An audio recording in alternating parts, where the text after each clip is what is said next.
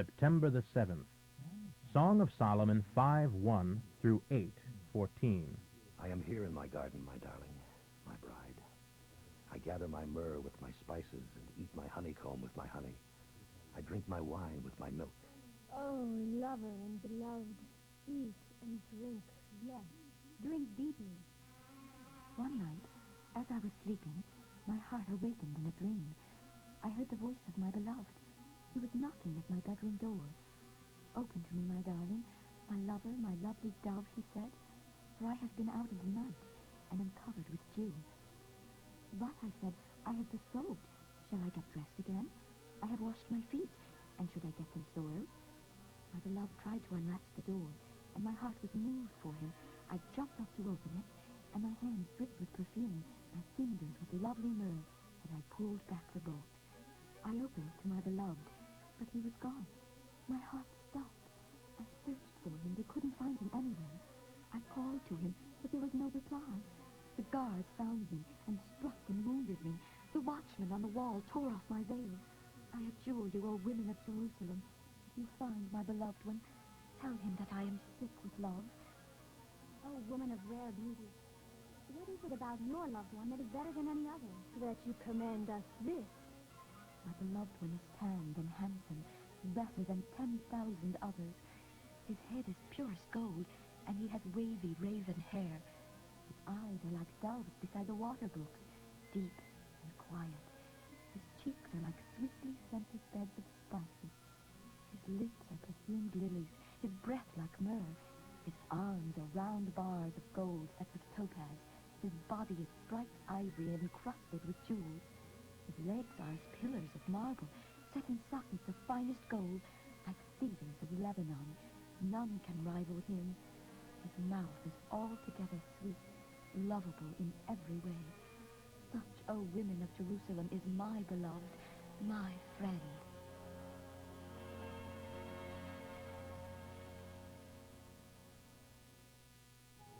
Oh, rarest of beautiful women, where has your loved one gone? We will help you find him. He has gone down to his garden, to his spice beds, to pasture his flock, and to gather the lilies. I am my beloved's, and my beloved is mine. He pastures his flock among the lilies. Oh, my beloved, you are as beautiful as the lovely land of Tirzah. Yes, beautiful as Jerusalem. And how you capture my heart. Look the other way, for your eyes have overcome me. Your hair, as it falls across your face, is like a flock of goats frisking down the slopes of Gilead. Your teeth are white as freshly washed ewes, perfectly matched and not one missing. Your cheeks are matched loveliness behind your hair. I have 60 other wives, all queens, and 80 concubines and unnumbered virgins available to me. But you, my dove, my perfect one, are the only one among them all without an equal. The women of Jerusalem were delighted when they saw you, and even the queens and concubines praise you. Who is this, they asked, arising as the dawn, fair as the moon, pure as the sun, so utterly captivating? I went down into the orchard of nuts and out to the valley to see the springtime there, to see whether the grapevines were budding or the pomegranates were blossoming yet. Before I realized it, I was stricken with terrible homesickness and wanted to be back among my own people. Return to us, O maid of Shulam. Come back, that we may see you once again. Why should you seek a mere Shulamite? Because you dance so beautifully. How beautiful your tripping feet, O queenly maiden. Your rounded thighs are like jewels, the work of the most skilled of craftsmen. Your navel is lovely as a goblet filled with wine. Your waist is like a heap of wheat set about with lilies. Your two breasts are like two fawns. Yes, lovely twins. Your neck is stately as an ivory tower. Your eyes as limpid pools in Heshbon by the gate of Bath Rabbin. Your nose is shapely like the Tower of Lebanon overlooking Damascus. As Mount Carmel crowns the mountains, so your hair is your crown. The king is held captive in your queenly tresses. Oh, how delightful you are. How pleasant, O love, for utter delight. You are tall and slim like a palm tree, and your breasts are like its clusters of dates. I said, I will climb up into the palm tree and take hold of its branches. Now may your breasts be like grape clusters, and the scent of your breath like apples, and your kisses as exciting as the best of wine, smooth and sweet, causing the lips of those who are asleep to speak. I am my beloved's, and I am the one he desires. Come, my beloved, let us go out into the fields and stay in the villages. Let us get up early and go out to the vineyards and see whether the vines have budded, and whether the blossoms have opened, and whether the pomegranates are in flower. And there I will give you my love. There the mandrakes give forth their fragrance, and the rarest fruits are at our doors, the new as well as old, for I have stored them up for my beloved.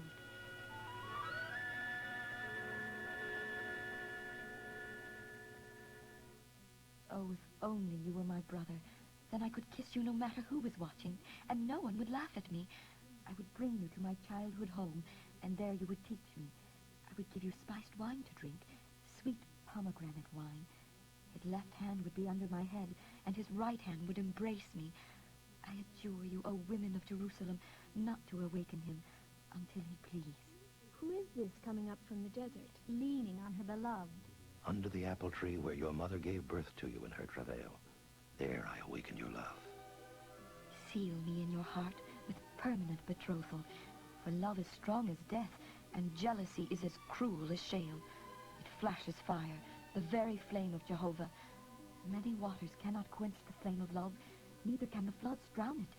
If a man tried to buy it with everything he owned, he couldn't do it. We have a little sister too young for breasts. What shall we do if someone asks to marry her? If she has no breasts, we will build upon her a battlement of silver. And if she is a door, we will enclose her with cedar boards. I am slim, tall, and full-breasted, and I have found favor in my lover's eyes. Solomon had a vineyard at Baal Haman, which he rented out to some farmers there, the rent being 1,000 pieces of silver from each. But as for my own vineyard, you, O Solomon, shall have my 1,000 pieces of silver, and I will give 200 pieces to those who care for it. O my beloved, living in the gardens, how wonderful that your companions may listen to your voice. Let me hear it too.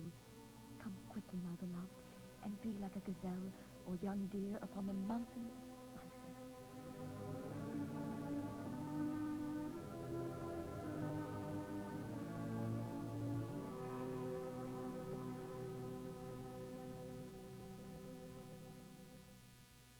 Second Corinthians 9, 1 through 15. I realize that I don't even need to mention this to you about helping God's people, for I know how eager you are to do it. And I have boasted to the friends in Macedonia that you were ready to send an offering a year ago.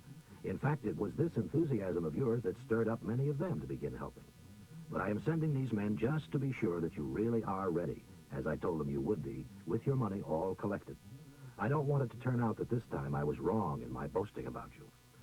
I would be very much ashamed, and so would you, if some of these Macedonian people come with me, only to find that you still aren't ready, after all I have told them. So I have asked these other brethren to arrive ahead of me to see that the gift you promised is on hand and waiting. I want it to be a real gift, and not look as if it were being given under pressure. But remember this, if you give little, you will get little.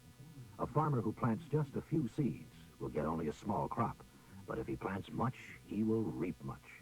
Everyone must make up his own mind as to how much he should give. Don't force anyone to give more than he really wants to, for cheerful givers are the ones God prizes. God is able to make it up to you by giving you everything you need and more, so that there will not only be enough for your own needs, but plenty left over to give joyfully to others. It is as the scriptures say, the godly man gives generously to the poor. His good deeds will be an honor to him forever. For God, who gives seed to the farmer to plant and later on good crops to harvest and eat, will give you more and more seed to plant and will make it grow so that you can give away more and more fruit from your harvest. Yes, God will give you much so that you can give away much. And when we take your gifts to those who need them, they will break out into thanksgiving and praise to God for your help. So, two good things happen as a result of your gifts.